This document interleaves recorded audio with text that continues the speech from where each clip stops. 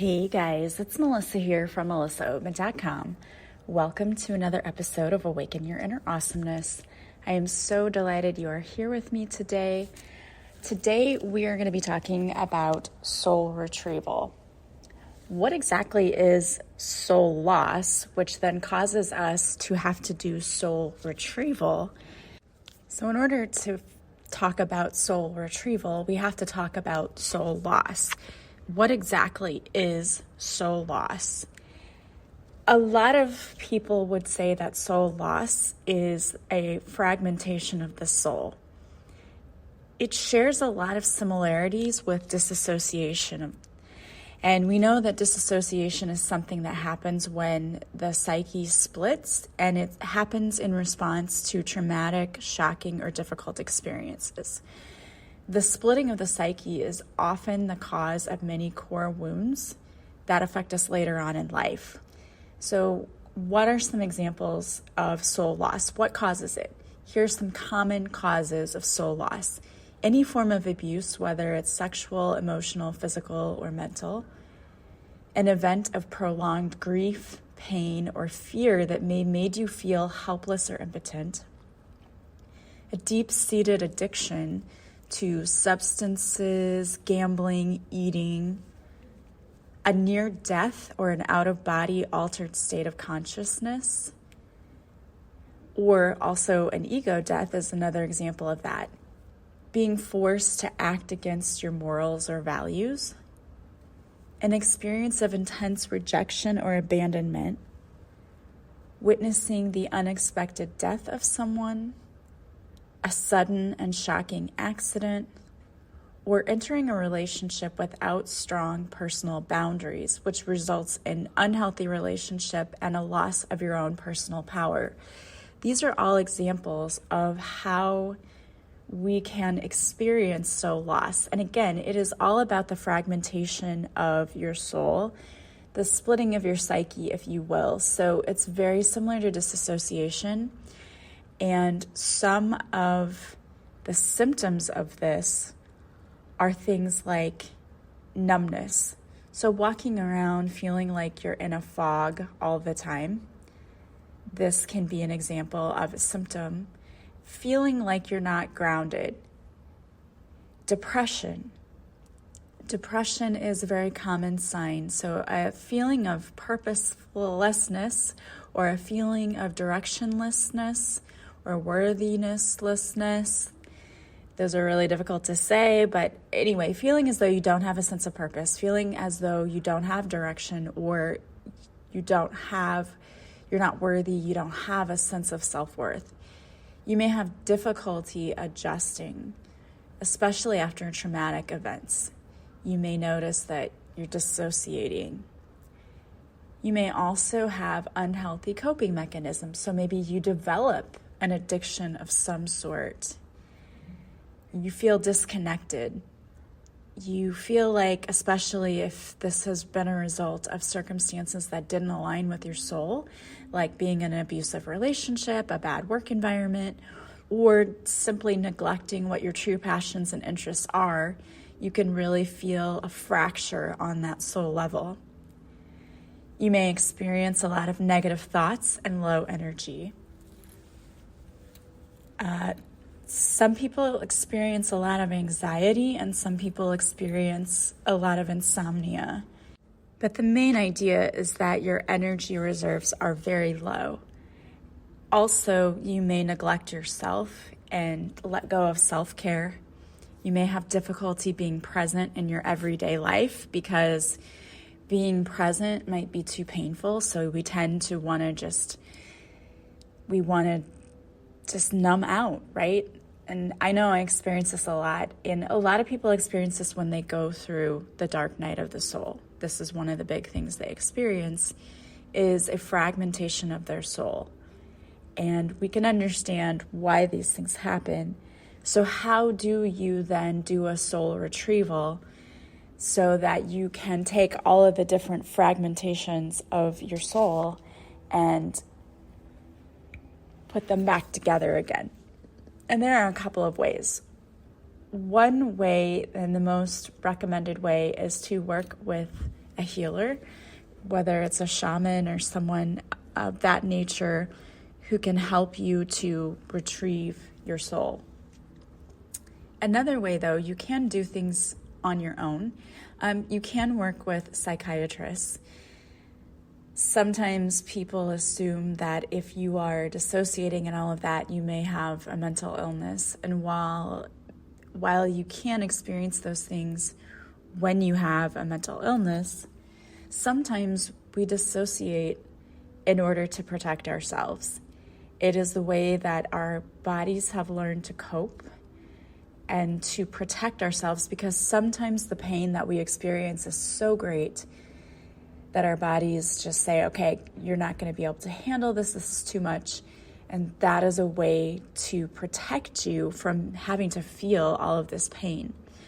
The problem is, though, that when it feels miserable to go through life like this, and you're not being fully present, you're not actually living, and you're also probably feeling pretty frustrated, and having low energy is bad enough, but then to experience all of those other things,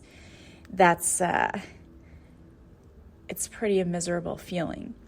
So again, the reason we end up doing this is because our minds know what it can and can't handle, and it's a survival mechanism. So if you're experiencing this right now, know that you're not alone, but this is a survival mechanism, and our bodies and brains really have been programmed to do this to keep us safe.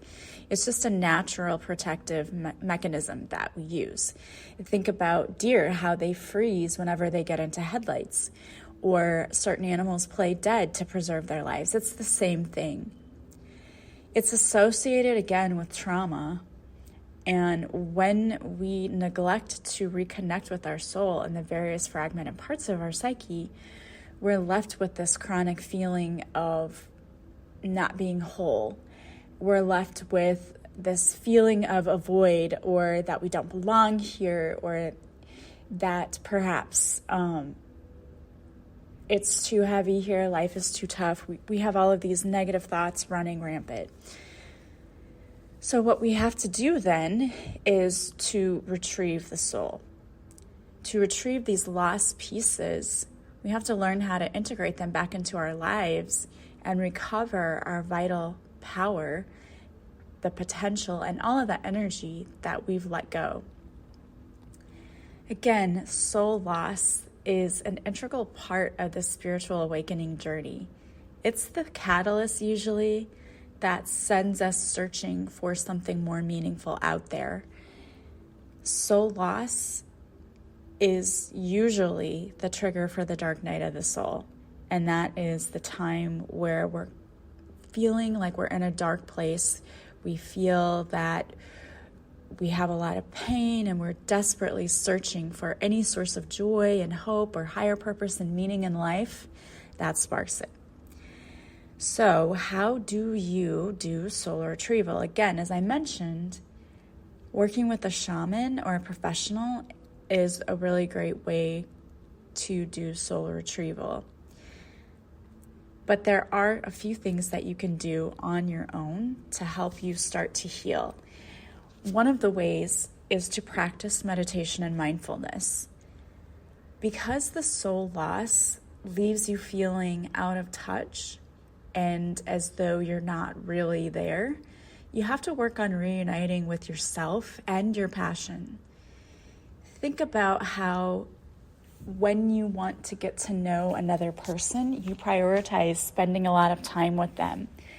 The same thing has to happen for you. You have to try to spend a lot of time with yourself to familiarize yourself with who you really are. Mindfulness is also a great way, because part of the numbing out process is that we have these constant negative thoughts. Well, we need to learn to keep those in check, and one of the ways to do that is through mindfulness. It can also help you to get in touch with your guides, whether you think about your ancestors, your angels, or your spirit guides. It can help you if you use meditation to help get in touch with those guides, because they can give you a perspective of unconditional love and they want to support you. And in fact, it's their job to be here to support you. And so they can help get you right back on the right path again. I always say we have a blueprint when we come here, but then we forget what it is. So we come here, we have this great plan that we're going to come here and do these amazing things, and then we forget what that plan is. And it's so painful here and heavy as it's not on the other side that we don't remember, and then we feel lost because we think, why would I have chosen to be here to do this?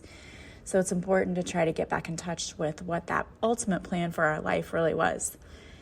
Self-hypnosis is a really great way. There are a lot of guided meditations out there, and in fact, there are some guided meditations for soul retrieval, but you might want to just start with a guided meditation to try to connect with your guides, just to try to get some support and guidance and reinforcement along the way. Another thing is that you need to have patience, because this is not an easy process. And it's important to understand what's happening to you, because it can be really frustrating, especially if you feel like you're not grounded. So another thing that I would suggest is doing some grounding exercises. One of the quickest ways to do that, it's very simple, and it's not going to solve everything, but it is going to help, because one of the things about soul loss is that we tend to go into these numb states. We tend to not be fully present in our everyday lives because it's really painful to be present. But being present is super important. That is the only way that we can work through everything and move past all of the painful stuff to get to the really good stuff. It's important to feel like you are grounded and fully present every day. And one of the ways that you can quickly do that is to, wherever you are, close your eyes, take a nice deep cleansing breath, and imagine that all of this beautiful energy from above, from God, source, divine, whatever you want to call your higher power, comes down in through the top of your head. And you can imagine this light and this energy filling your body. Even feel it. You can feel the tingling as it runs through your entire body. Imagine it going down through your head into your face and into your neck, your shoulders and arms and hands, down into your chest and stomach, all the way down through your legs, out the bottoms of your feet and into Mother Earth, where it's grounding you to Mother Earth. And take another few deep breaths and just feel yourself being connected to Earth. It's also really grounding to go outside in nature and to sit outside in nature or walk barefoot on the grass. Even as silly as it may seem when they say go hug a tree, it's true though. Like, go be in nature, because that grounds us here too and helps us. And it's important to call back your energy.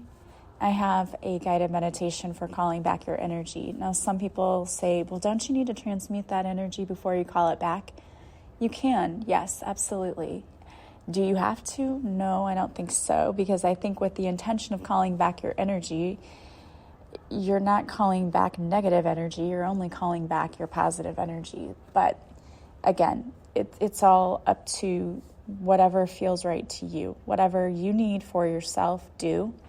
I don't think that when you're calling back energy, you're going to intentionally call back some negative energy. So just ensure that you are calling back any of the energy that you've put out. Because one of the things with feeling lost too, and we feel very low energy because we give out so much energy and we don't take the time to bring it back to ourselves. So I would call back my energy. I would do a grounding. And again, if you feel that this is something that's really affecting you, I would work with a healer. But this is something that you can start doing little things here and there to help yourself with this. Part of that would be to work with a healer to do a soul retrieval. But on your own, you could be doing the meditations, you can be doing the mindfulness, you can be doing the grounding work. A big part of this is figuring out why we're here, because we feel this sense of, I'm lost, I don't know why I'm here, this is heavy. And I think a part of that is getting in touch with your passions. What are you passionate about? What do you want to do in life? What makes you happy? Getting back in touch with that. And that requires you spending time with yourself.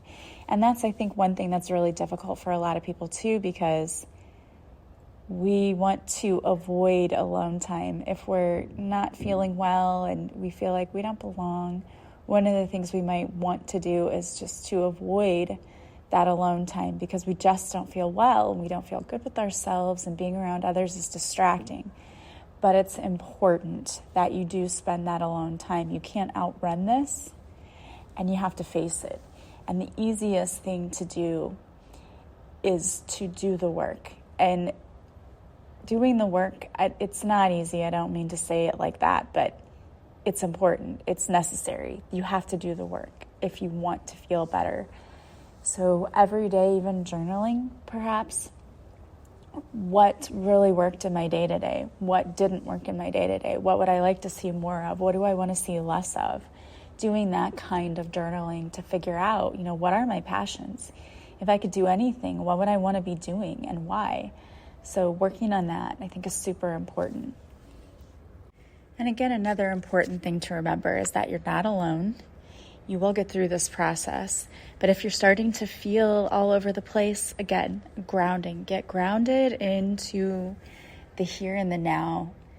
Call your energy back, and then start working on finding what it is that brings you joy and sparks your passion, because that's truly where you're going to figure out, what is my purpose? Our purpose usually involves serving in some way, but how do I show up and serve in a way that makes me feel good and makes me happy and brings me joy? Think about it from that perspective. And then I wanted to pull some cards for you today.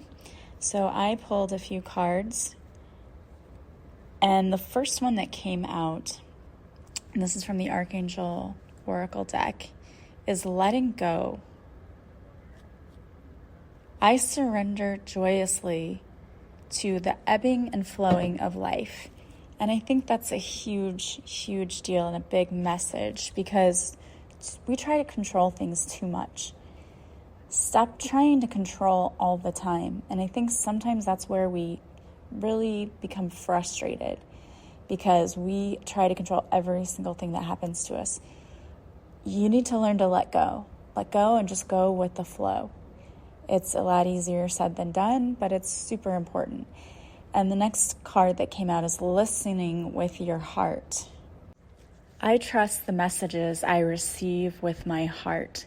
So it's learning to really listen to your heart. What does your heart tell you? What does your heart say? Our brain will overthink everything and cause us to do stupid things. And we again, it comes down to fear and control. We're trying to control things. We're afraid of what's going to happen. So we say or do things to self-sabotage, or we just don't listen. And it's time to listen with your heart. Your heart will never lie. It is always truthful to you. So start coming from a place of love rather than fear, and everything will start falling into place. And I want to thank you guys so much for being here with me today. I hope that this was helpful. As always, I am sending you so much love and light. I hope you have a beautiful day from wherever you're listening, and I will talk to you soon. Bye, guys.